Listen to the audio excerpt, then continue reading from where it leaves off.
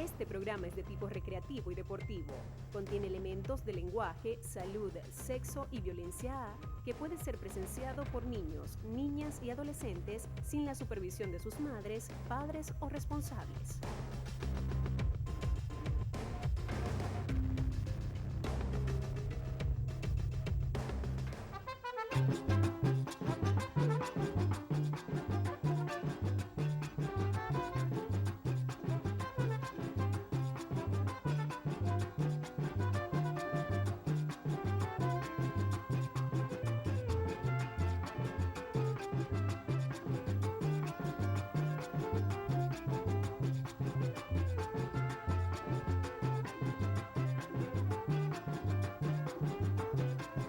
¿Qué tal, amigos del alma? De nuevo en su programa Hace Tiempo y Allá Lejos, donde la magia del pasado la hacemos presente por aquello de que recordar es vivir. Hoy vamos a referirnos a una persona que se fue hacia el infinito los primeros días del mes de enero del 2016, pero aún así, a su paso por la vida, dejó huellas indelebles en el arte, particularmente en el dibujo, que lo consagró como el más brillante de nuestro estado y uno de los mejores del país. Concretamente, hablaremos sobre algunos aspectos vivenciales de Jesús Chencho Manaure, quien había nacido en Misaray un 28 de diciembre de 1939, siendo sus padres Carmen Francisca Pulgar y Juan de Mata Manaure. Muchos episodios de su vida nos las hizo saber a través de una amena conversación que sostuvimos una tarde de mayo de 1999 frente a su casa, debajo de un frondoso samán que, según él, es nieto directo del propio Samán de Güere. Entre tantas cosas nos contó que su padre fue un gran domador de caballos y un extraordinario artesano. Lo consideró como su primer maestro por enseñarle a hacer dibujos repujados en suela, arte donde se necesita mucha habilidad para el dibujo y las manualidades. De modo que, observando desde niño y poniendo en práctica su talento natural, se fue despertando en él cierta aptitud por esa actividad que luego, con el tiempo y el aprendizaje académico, pasaría a ser parte de su propia existencia.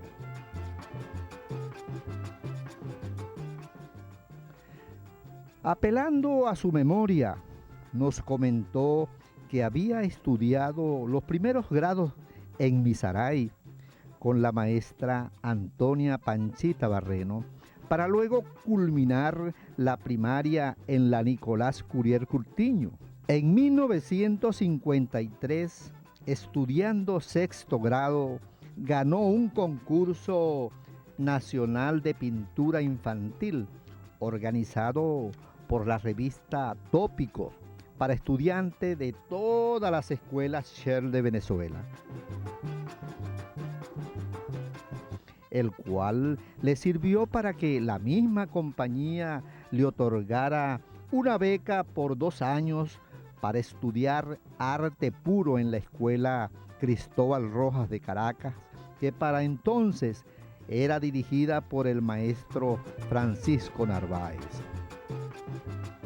Allí comienza a desarrollar su vocación y a nutrir sus conocimientos con los mejores maestros de la época, que sin duda alguna influyeron positivamente en su formación y desde luego en la fuerza pictórica, la seguridad de las líneas y el dominio de los conceptos básicos que puso en práctica para ganar otro premio en una exposición nacional realizada en la República Dominicana con una obra titulada Espantapájaros.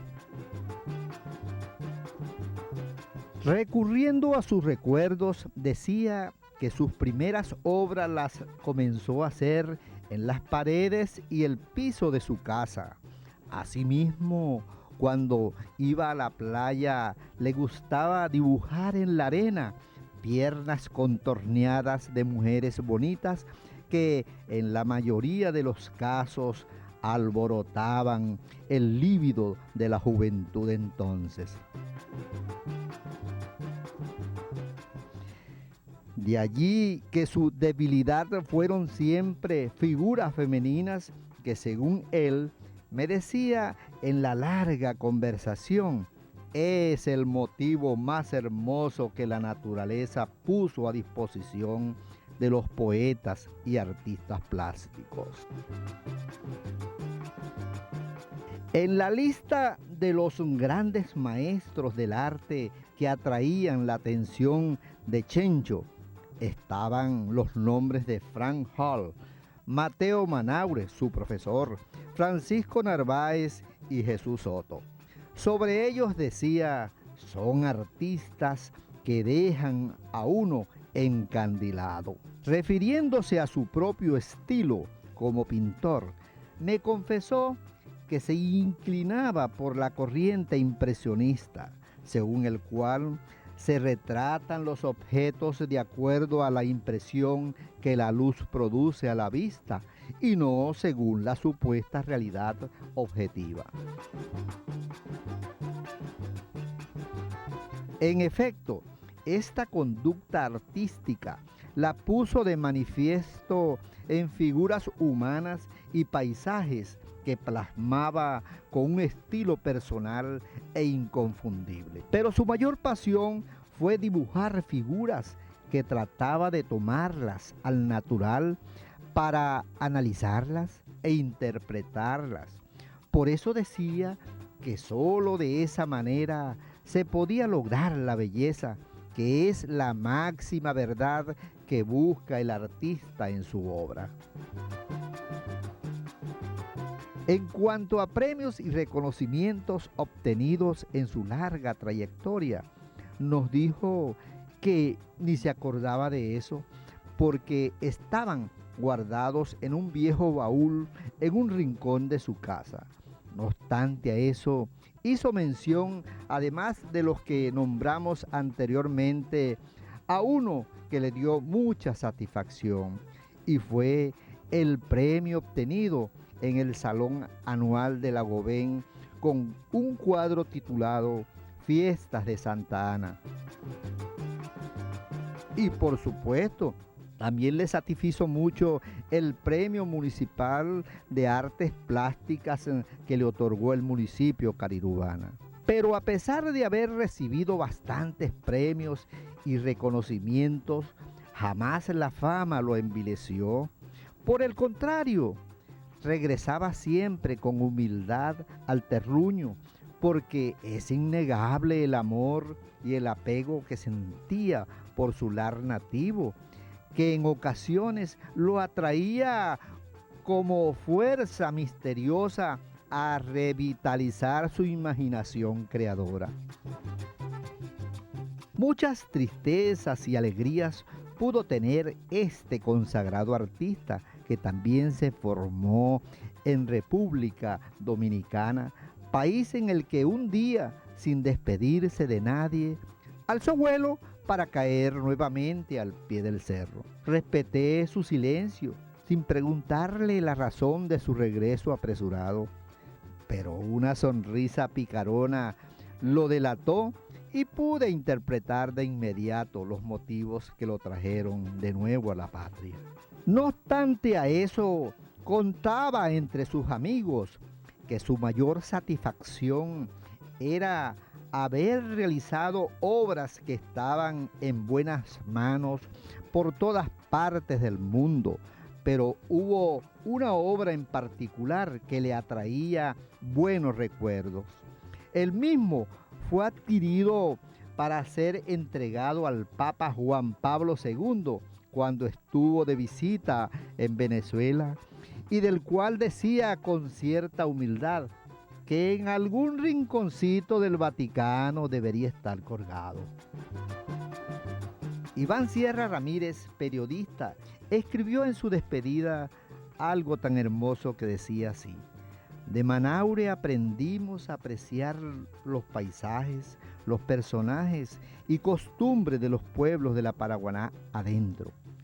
Fue un artista que se ganó el favor de la crítica venezolana con sus obras que hoy se exhiben en las principales salas de exposición y en las colecciones más ricas de la región del país y más allá del continente.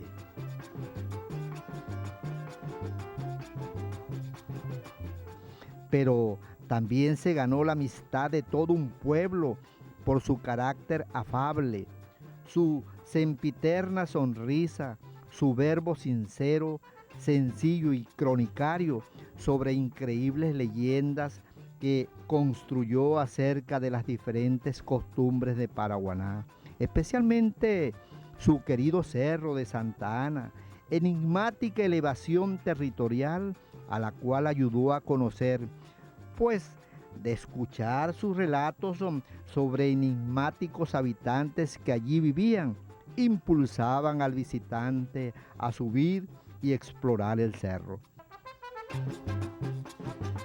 Sin duda alguna, Chencho fue un hombre muy ocurrente y hasta él mismo se consideraba un bohemio con una vida muy agitada. En cuanto a eso, nos comentaba que la Gran Caracas es una ciudad muy exigente, tanto así que cuando vivió en ella andaba como volantín sin rabo, ya que el que no se agita allí no lo hace en ninguna parte. Igualmente, aseguraba que el hombre de la provincia que se va a la capital a encerrarse termina con un mecate en el cuello.